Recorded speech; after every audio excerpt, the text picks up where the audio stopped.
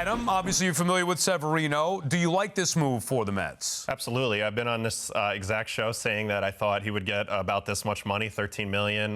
He would be a good buy low candidate.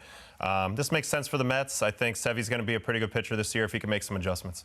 Okay, I also like how you pointed out that you said it, right? That's yes. good. Doing a great job already. Yes. He's a TV pro, right? He's already a pro. Right. Yes, I love that. But what I like about this a lot is the fact that you have David Stearns making his first player addition, right? And what everyone has said is this is low risk, high reward. So first of all, he and Carlos Mendoza must have had some conversation, right? Mendoza must have said, listen, this is a guy that we could go for. I vouch for him in some way. David Stearns making that splash, building the circle of trust. That to me is so important right now as David Stearns gets the lay of the land in all of this. So for me, I love the addition.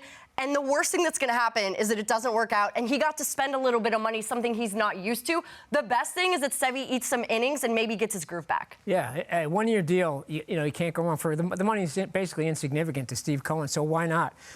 You know, I mean, I'll tell you, I watched him a lot last year, and there were times you just couldn't believe he was getting hit as hard as he was because his stuff looks pretty good. The fastball is still 96, 97, 98 at times. I talked to scouts, though. Scouts still think that he's tipping his pitches at times, and that might explain why guys are just on his fastball as much as they are. Who knows? I'm curious to hear what Adam thinks. Yeah. I know you're going to break it down a little bit, but do you get a feel, have you ever had guys, you feel like you were tipping and you get a feel for it as when you're on the mound?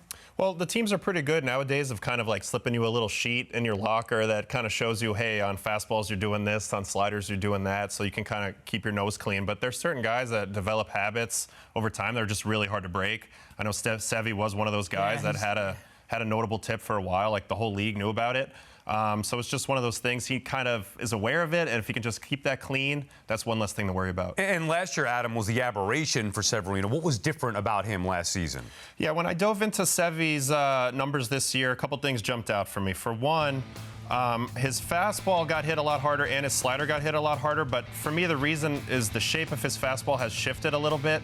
He's lost about an inch of rise on his fastball. Why is that significant? Because if he had his old shape, a lot of times guys would be slicing underneath the ball, popping them up. Instead, they're making that solid contact. So that's the first thing with the fastball. And the second thing with the slider is he was throwing it in the upper 80s. Now it's more in the mid 80s. So when he throws those borderline pitches, there's a little more reaction time there for the hitter to make swing decisions against him. That kind of pushes him into the middle of the plate a little more than guys would want to be. So those two things right there is what he has to clean up this year. His pitching fundamentals are still really solid. He threw first pitch strikes at the same rate he always has. If you go look at his heat maps, he threw a lot of quality pitches this season. Issue was he wasn't putting guys away with 2 strikes, and that fastball wasn't playing the way it used to.